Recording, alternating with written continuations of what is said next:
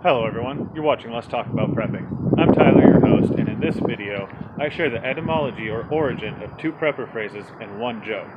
Now I tried filming this on the beach, but it was far too windy for decent sound quality, so I'm going to voice over here, so that way we can have a decent conversation for our Sunday video. So let's get to it.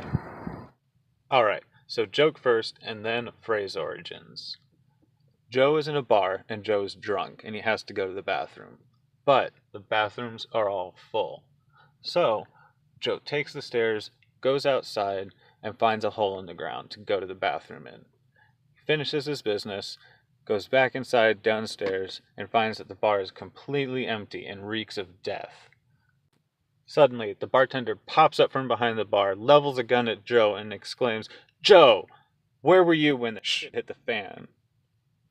Now, okay, obviously this joke is not the origin of the phrase "shit hit the fan." And actually, that phrase's origin I couldn't find. A few sources say that the earliest reference in literature was to stuff hitting the fan, and euphemisms like that, which are obviously being toned down for decency reasons. And because of public decency, the actual origins of that phrase, which may be military in origin, may be lost to time.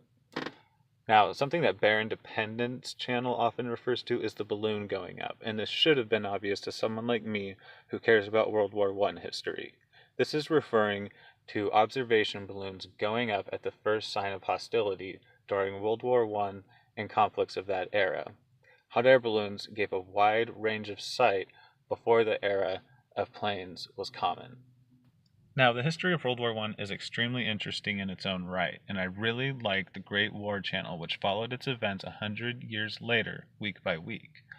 But we preppers can draw a lot of insights from World War I experiences, because a lot of the technology and situations that people found themselves in aren't too far from being a decent analog to a lot of the situations that we preppers imagine ourselves being in.